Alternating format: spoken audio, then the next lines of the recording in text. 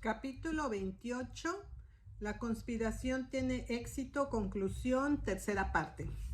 Así, en el año 1892, el gobierno de los Estados Unidos, por actos oficiales específicos de los tres departamentos, el Poder Judicial, el Legislativo y el Ejecutivo, del que se compone ese gobierno, se apartó del nuevo orden de cosas, a lo que fue comprometido por nuestros padres revolucionarios y a los que está comprometido por el gran sello del propio gobierno, y fue arrojado a la marea maligna del bien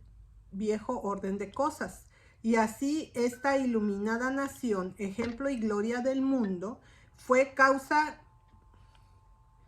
que hizo asumir el lugar y las prerrogativas de los gobiernos de la Edad Media al incorporar en la ley los dogmas y definiciones de los teólogos y ejecutando la arbitraria y despótica voluntad de la Iglesia.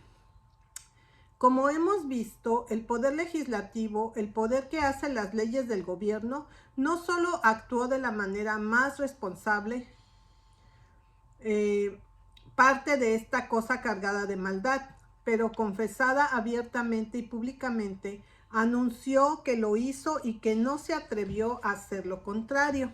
Esto también el poder de la Iglesia se dio cuenta rápidamente y pronto para asumir. Tan pronto como el Senado pasó la medida, incluso antes de que la Cámara la hubiera aceptado, el reverendo J.D. Sands de la Iglesia Presbiteriana Unida de Pittsburgh, Pensilvania, aprovechó la ocasión para declamar desde su púlpito en un sermón predicado el 17 de julio de 1892 como sigue: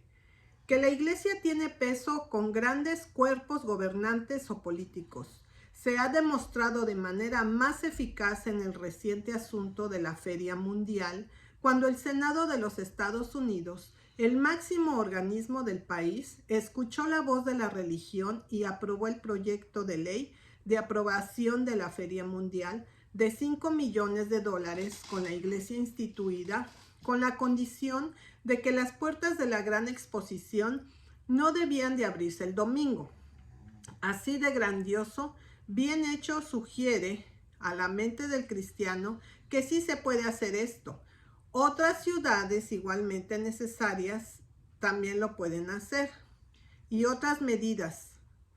también lo pueden hacer. La Iglesia está ganando poder continuamente y su voz será escuchada en el futuro mucho más a menudo que en el pasado.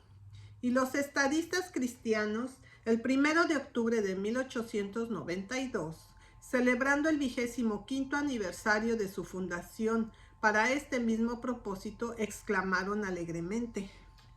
los 40 millones de hogares cristianos de la tierra, la mayoría gobernante, cuando se afirman, han ganado al menos una gran victoria moral en cada una de las últimas sesiones del Congreso.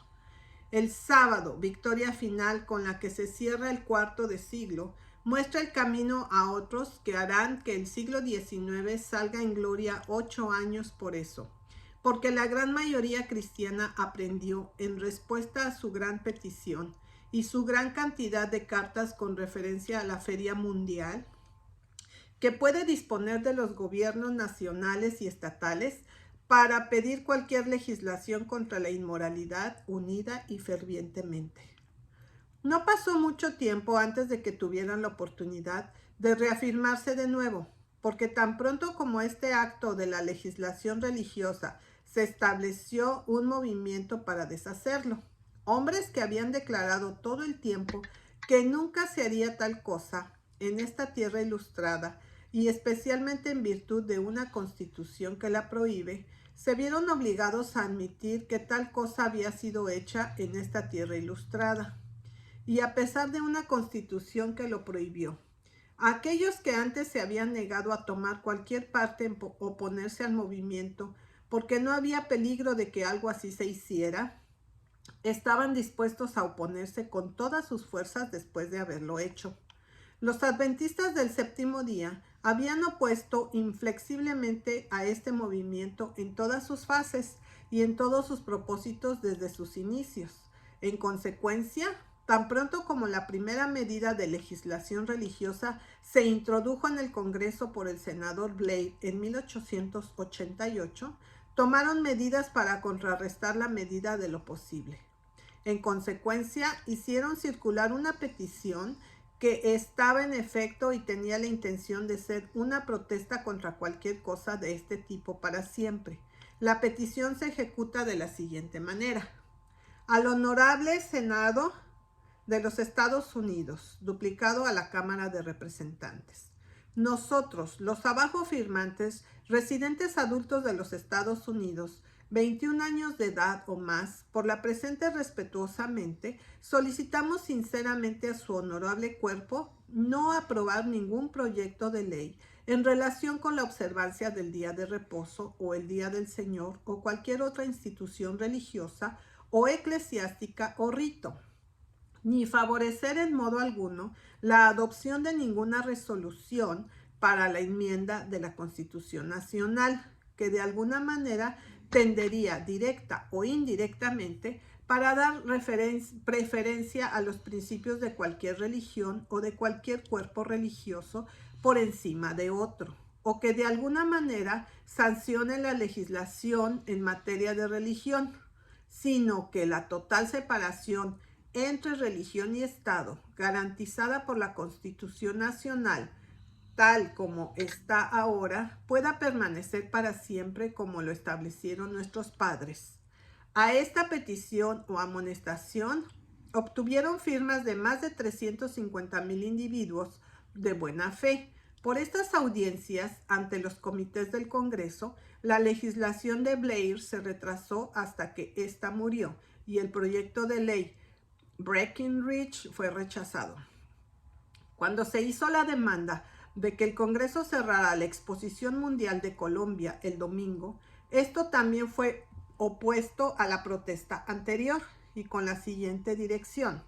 Nosotros, los abajo firmantes, ciudadanos de los Estados Unidos, por la presente, respetuosamente, pero decididamente, protestamos contra el Congreso de los Estados Unidos, comprometiendo al gobierno de los Estados Unidos a una unión de religión y el Estado en la aprobación de cualquier proyecto de ley o resolución para cerrar la Exposición Mundial Colombiana el domingo o de cualquier otra forma comprometiendo al gobierno a un curso de legislación religiosa. Mientras circulaban estas peticiones, muchas personas se encontraron que no permitirían que la causa fuera de lo suficiente importancia para justificarlos en tomarse el tiempo incluso de escribir sus nombres en una protesta, a pesar de que estaban en plena armonía con la protesta en sí misma. Estos hombres dijeron: estoy a favor de lo que esto dice, tanto como tú, pero es una tontería estar circulando algo así para que las firmas se envíen al Congreso. Aunque estoy de acuerdo con todo esto, no me tomaría el tiempo de firmarlo. No existe el menor peligro de que algo como estas protestas en contra nunca se harán. Será mejor que te vayas a tu casa y te dediques tu tiempo a negocios más rentables. Y solo porque tanta gente estaba tan segura de que nunca se haría, se hizo. Un miembro del Congreso, en respuesta a una de estas peticiones que le habían sido enviadas para que él la presentara, dijo que si alguna medida como esta de oposición fuera presentada en el Congreso, él no creía que podría haber una docena de miembros en la Cámara que lo favorecería. Y solo 3 semanas después del día que escribió esta carta, la cuestión se sometió a votación en la Cámara de Representantes y este caballero vio a más de una docena de hombres que votaron. Entonces los incrédulos se despertaron al hecho de que habían confundido la importancia del problema e inmediatamente se opusieron a recuperar este error cometiendo otro. Exigieron que la exposición se abriera el domingo por acto del Congreso. Esto fue solo para pedir más legislación religiosa, porque el Congreso no tenía más derecho a decir que la exposición se abriera el domingo de lo que habían de decir que debería estar cerrada ese día. Aquellos que habían estado protestando todo el tiempo en dejar que el Congreso tenía algo que ver con la cuestión de alguna manera, Insistieron en que ahora el Congreso simplemente debería deshacer lo que había hecho,